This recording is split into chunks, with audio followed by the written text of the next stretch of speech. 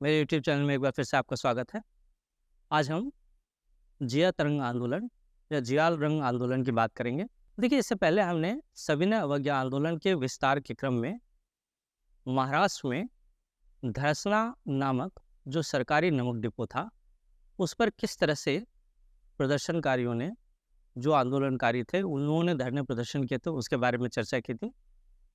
इसी तरह से किस तरह से सविनय अवज्ञा आंदोलन का प्रभाव उत्तर पश्चिम सीमा प्रांत पर लाल कुर्ती आंदोलन के माध्यम से जो है ये आगे बढ़ा था, उसके बारे में उन्होंने चर्चा की। आज हम चर्चा करेंगे कि कैसे ये सविनय अवज्ञा आंदोलन जो है वो हमारे देश के उत्तर पूर्वी क्षेत्र में किस तरह से जो है ये बढ़ा, किस तरह से जो है ये पूरा का पूरा आंदोलन जो है वहाँ पर चला, उसके बारे में जो है हम लोग चर्चा करेंगे।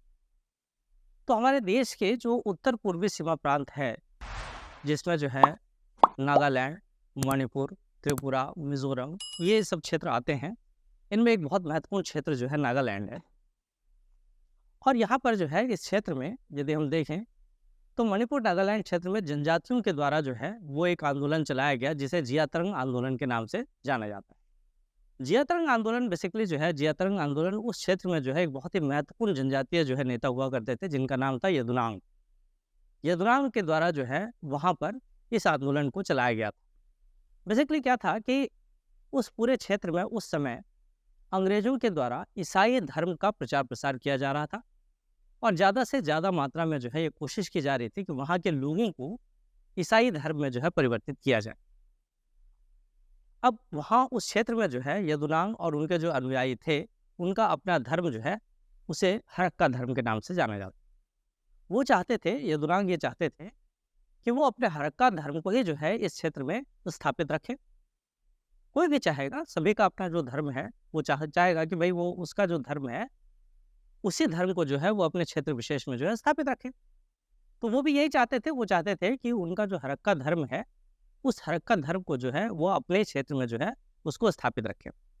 और जो उनके देवता थे, उनके देवता का नाम तिगवा था। यदुनांग के जो पूरे के पूरे जो अनुयायी थे या यदुनांग के जो है पूरे साथ में जो लोग थे, उन सारे लोगों को जो है खामपाइस के नाम से जानते थे। अब आप देखें कि क्या हुआ कि उस पूरे दौर में चूंकि अंग्रेजों के द्वारा ईसाईयत धर्म का प्रचार प्रसार बहुत ज़्यादा किया जा रहा था, ईसाई धर्म को जो है बढ़ावा देने का काम किया जा रहा था, बहुत सारे लोगों को जो है, बहुत सारे आदिवासियों, जनजातियों को ईसाई धर्म में जो है परिवर्तित किया जा रहा था। तो ऐसी स्थिति में यदुनांग जो है वो एक एक तरह से जो है धर्मगुरु बनकर उभरे, और उन्होंने जो है अपने धर्म, हड़क्का धर्म को जो है और अपने देवता तिगवा को जो है उस क्षेत्र विशेष में स्थापित करने के क्रम में जो है वो एक आंदोलन उन्होंने चलाया, और इसी आंदोलन को है जिया तरंग आंदोलन, या इसी को जो है जियाल रंग आंदोलन के नाम से जाना जाता है। अब क्या हुआ कि धीरे धीरे करके जो है ये आंदोलन जो है हिंसक आंदोलन में परिवर्तित हो गया। आप देखेंगे अगर तो अधिकांशतः जो है जो सविनय अवज्ञा आंदोलन था वो अहिंसात्मक आंदोलन था, लेकिन ये जो आंदोलन हुआ, ये आंदोलन जो है एक हिंसक आंदोलन जो है उस रूप में परिवर्तित हुआ। और जब ये आंदोलन हिंसक हुआ, जब खामपाइज जो है हिंसक हो गए, उन्होंने जो है अंग्रेजों की भी हत्या करना शुरू कर दी, तो अंग्रेजों ने जो है उनका दमन जो है वो प्रारंभ किया, और उसी क्रम में यदुनांग को पकड़ लिया गया और यदुनांग को 1931 में जो है फांसी पर लटका दिया गया। अब यदुनांग जब फांसी पर यदुनांग को लटका दिया गया तो नेतृत्व का अभाव हो गया कि अब जो है नेतृत्व कौन करेगा। जब नेतृत्व का अभाव हुआ तो यदुनांग की जो 13 वर्षीय जो है उस समय चचेरी बहन थी, जिनका नाम जो है वो गिडालू या गॉडिल्यू या गॉडलू, इस तरह से जो उनके कई नाम, चूँकि जो है वहाँ पे नगा भाषा में जो है इस तरह के जो नाम हैं, उन नामों को जो है अलग-अलग उससे जो है वो पुकारा गया। अब बात यह है कि ये जो रानी गॉडली थी, ये उस समय मात्र 13 वर्ष की थी। रानी की उपाधि तो इनको पंडित जवाहरलाल नेहरू के द्वारा दी गई थी।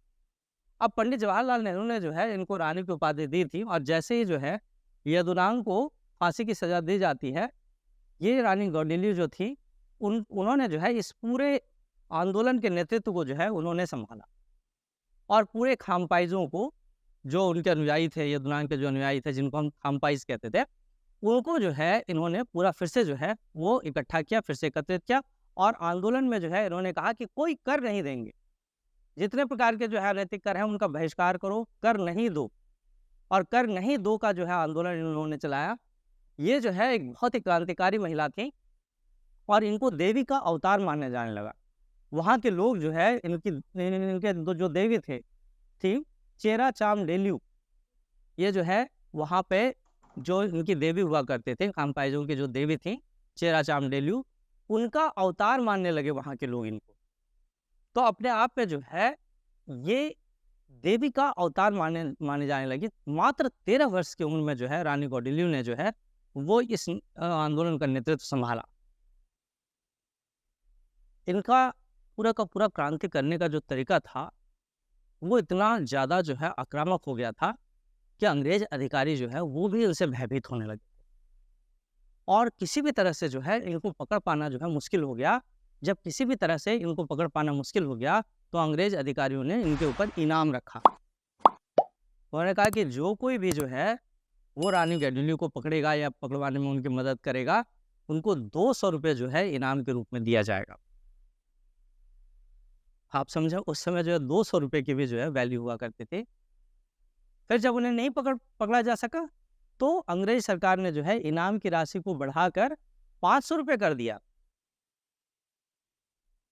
और जब उससे भी बात नहीं बनी तो अंग्रेज सरकार ने यह घोषणा की कि ठीक है, जो भी उनको पकड़वाने में मदद करेगा उसका 10 वर्ष तक का जो गृह कर होता है वो गृह कर जो है वो माफ़ कर दिया जाएगा।